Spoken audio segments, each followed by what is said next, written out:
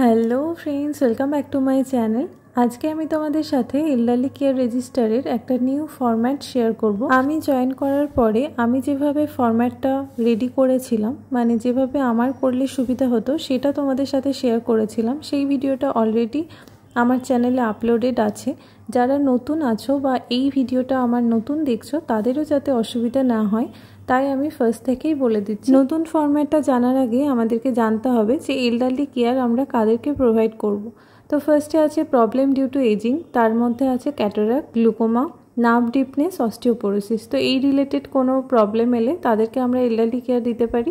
2 নম্বরে আছে atherosclerosis, hypertension, cancer, prostate, fracture neck of femur, rheumatoid arthritis, তো এই রিলেটেড কোনো পেশেন্টকেও আমরা এল্ডারলি কেয়ার দিতে পারি। আর সাইকোলজিক্যাল প্রবলেমের মধ্যে আছে impaired memory, diminution of sexual activity, social maladjustment and depression. তো এইগুলোর ক্ষেত্রেও আমরা কিন্তু এল্ডারলি কেয়ার প্রোভাইড করতে পারি। এবার আমরা জানবো সেই ডিজিজগুলোকে আমরা কিভাবে প্রিভেনশন করব। তো আমরা সবাই জানি primary prevention, secondary prevention and tertiary prevention. তো প্রাইমারি প্রিভেনশনের মধ্যে কি পড়বে? হ্যাবিট, স্মোকিং, অ্যালকোহল আমরা সিজেশন করাতে পারি, ফিজিক্যাল অ্যাক্টিভিটির জন্য মোটিভেট করতে পারি, ইনজুরি প্রিভেনশনের জন্য হেলথ টক দিতে পারি। দেন সেকেন্ডারি প্রিভেনশনে আমরা screening for hypertension, diabetes, cancer, depression. তো এগুলো আমরা এনসিডির মধ্যেই করে থাকছি। টার্সিয়ারি প্রিভেনশন আমরা কাদেরকে দেব? যারা হচ্ছে এল্ডারলি রিলেটেড প্রবলেম যাদের থাকবে তাদেরকে আমরা রিহ্যাবিলিটেশন কেয়ার দেব। এরপর আমি আগে যেভাবে রেজিস্টারটা মেনটেন করতাম সেটা তোমাদের সাথে শেয়ার করব। যারা চাইছো এইভাবে মেনটেন করতে তারা এইভাবেই মেনটেন করতে পারো যদি তোমাদের ডিস্ট্রিক্ট থেকে কোনো গাইডলাইন দিয়ে না থাকে। তো ফার্স্টেই আমি ডেট লিখে রাখতাম, তারপরে থাকতো name and address, then age, sex, investigation done, screening, সেই দিনে তার কী ফাইন্ডিংস পাওয়া গেছে সেটা লেখা থাকতো। দেন ট্রিটমেন্ট প্রোভাইড, কী ট্রিটমেন্ট তাকে প্রোভাইড করা হয়েছে, কী মেডিসিন দেওয়া হয়েছে, তার টেলিকনসালটেশন হয়েছে কিনা। আর রিমার্কসে যদি তার এক্সট্রা কিছু থেকে থাকে সেটাও লিখতে পারো, বা আদার্স কোনো রিমার্কস থাকলেও সেটা লিখতে পারো। এরপর তোমাদের সঙ্গে শেয়ার করব যেই ফরম্যাটটা আমাদের ডিস্ট্রিক্ট থেকে এখন মেনটেন করার কথা বলা হয়েছে সেইটা নিয়ে। তো চলো দেরি না করে শুরু করা যাক। New format elderly register maintain করার। তো ফার্স্টেই দেখো লেখা আছে সিরিয়াল নাম্বার, দেন আইডি, তারপরে আছে পেশেন্টের নাম।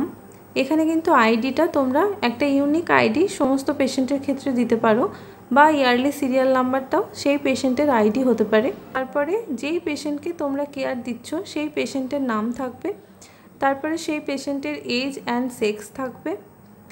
তারপরের পয়েন্টটা আছে অ্যাড্রেস উইথ ফোন নাম্বার। তো সেই পেশেন্টের অ্যাড্রেস আর ফোন নাম্বারটাও এখানে দেওয়া থাকবে।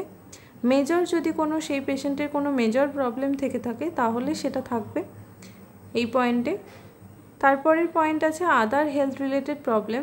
আদার কোনো প্রবলেম থাকতে পারে, যেমন মেজর প্রবলেম ধরো সেই পেশেন্টের সেই মুহূর্তে তোমার কাছে আছে, নিয়ে এসছে আর্থ্রাইটিসের প্রবলেম নিয়ে বা জয়েন্ট পেন নিয়ে।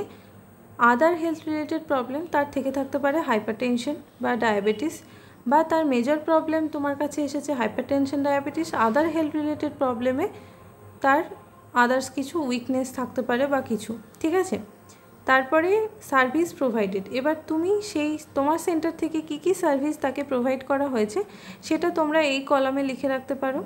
তারপরে আছে referred from OPD or came directly to physiotherapy clinic. তো এখানে ফিজিওথেরাপি ক্লিনিক বলতে কিন্তু তোমার সেন্টারটাকেই বোঝাচ্ছে।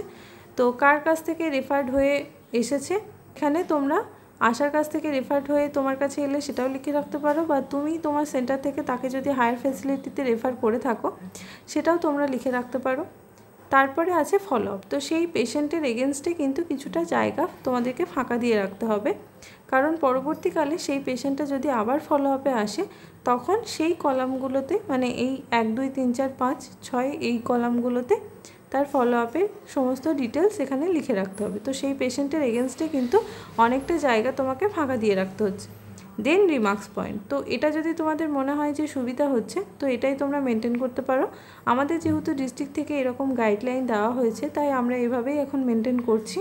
তো তোমরা চাইলে আগের মতো বা এইভাবেও রেজিস্টারটা মেনটেন করতে পারো। তোমাদের যদি কোনো গাইডলাইন না দেওয়া থাকে তাহলে তোমরা আগের ফরম্যাটটাও মেনটেন করতে পারো, বা যদি তোমাদের এটা সুবিধা মনে হয় তাহলে এটাও করতে পারো।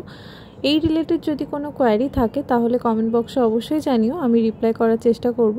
আর যদি ভিডিওটি ভালো লাগে তাহলে অবশ্যই লাইক অ্যান্ড সাবস্ক্রাইব করে দিও। আজকের মতো টাটা, দেখা হচ্ছে আবার পরের ভিডিওতে।